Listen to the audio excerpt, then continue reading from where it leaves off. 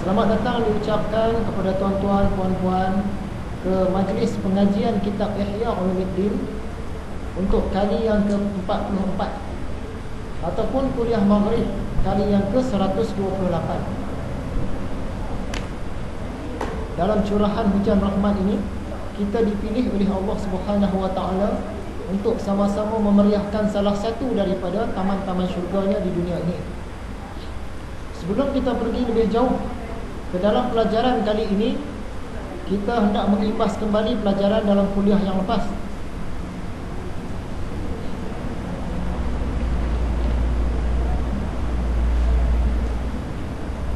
Sebenarnya kitab Ihya Ulumuddin ini, dia seakan-akan sebuah novel.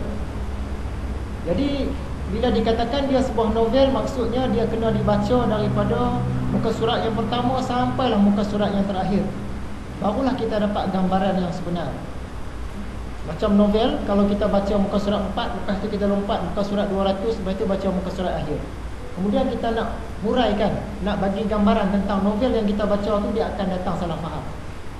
Dia tak sesuai. Ada lagi kitab Imam Al-Ghazali yang macam ni juga, iaitu kitab Mishkatul Anwar. Dia kena baca dari mula sampai habis baru dapat pemahaman ni. Tapi ada jenis-jenis kitab yang kita baca di mana-mana bahagian pun boleh dapat. Dia tak salah faham. Termasuklah karangan Imam Ghazali juga. Antaranya kitab Bidayatul Hidayah. Kita bacalah muka surat yang mana pun, insya-Allah dia tak boleh salah faham. Begitu juga kitab Minhajul Abidin, karangan Imam Al-Ghazali juga. Juga karangan dia kitab Ayyuhal Walad, untuk kanak-kanak, untuk anak-anak. Dan juga kitab Risalah Laduniyah. Kita baca bahagian mana pun, insya-Allah boleh faham. Tapi kalau kitab Ihya Ulumuddin, dia kena selak satu-satu. Kalau tidak, nanti dia akan datang salah faham. Jadi antara perkara yang kita sentuh dalam kuliah yang lepas, adab belajar yang ke-7 kalau tak salah. Adab belajar yang ditetapkan oleh Imam Al-Ghazali, jangan melompat ke tahap yang lebih tinggi sebelum bidang yang sebelumnya kita kuasai terlebih dahulu. Jangan pergi naik belajar ilmu yang lebih tinggi sebelum ilmu yang bawah dia itu belum selesai, baik dari segi ilmiah ataupun dari segi amalinya. Maksudnya dari segi teori dan dari segi praktikalnya. Kita bagi contoh hari itu macam budak-budak. Asalnya dia menelentang, kemudian dia dah boleh melerak, kemudian dia dah merangkak. Dari merangkak tu sepatutnya dia belajar bertatih dulu.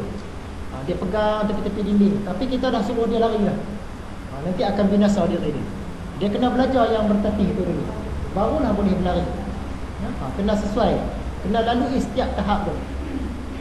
Begitu juga dengan ilmu naik kuda. Yang pertama kita belajar tentang kuda. Kuda ni rupa macam mana, makhluk apa kekuatan dia, apa kelebihan dia, apa kekurangan dia. Kemudian sepatutnya kita belajar cara nak naik kuda. Kaki mana nak letak dulu, cara nak lonjak macam mana. Sebab kuda ni, kalau kuda lumba dan kuda perang, dia tinggi. Lepas daripada itu barulah kita belajar cara-cara nak menunggang kuda, mengenderai kuda.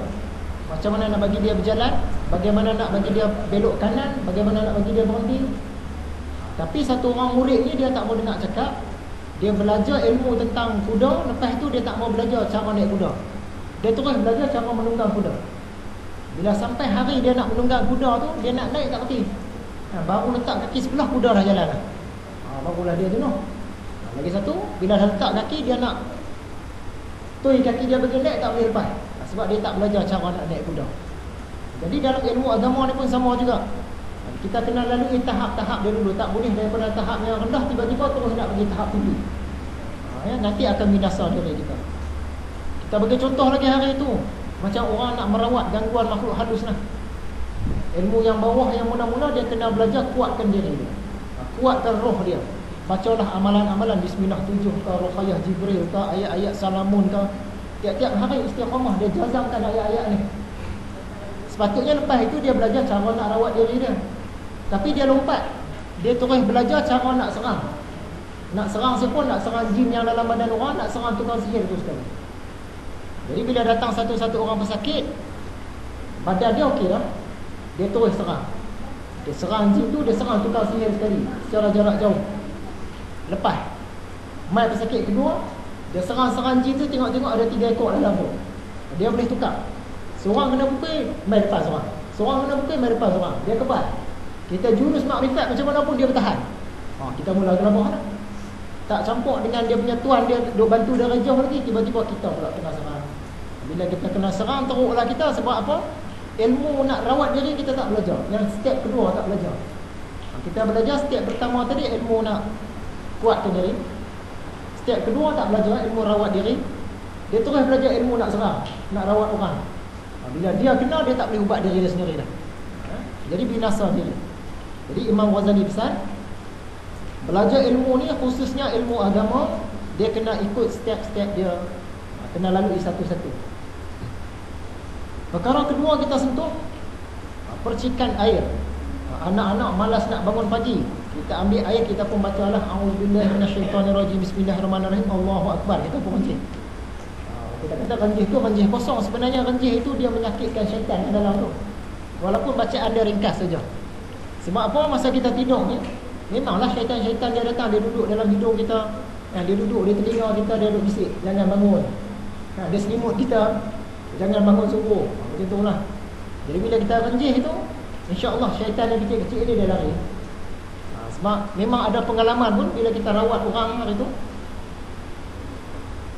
Satu orang makcik ni, kita bersembang dengan jin yang dalam badan dia tu lah. Kita buat air, suruh minum. Tak mau minum. Minum tak apa, kita ambil air tu, kita ranjih kepala, ranjih badan, ranjih kaki. Dia jenis yang tak apa kuat, dia senang keluar. Kalau jenis kuat, dia tunggu dalam tu, tak boleh keluar. Dia jenis tak apa kuat, dia lari keluar. Lepas tu kita tanya, nak minum tak? Terus nak minum, suara pun berubah lah. Maksudnya percikan air tu tadi, dia memang buatkan jin tu tak selesa. Begitu juga waktu pagi-pagi, kalau anak malas bangun tidur, kita percik sikit. InsyaAllah boleh.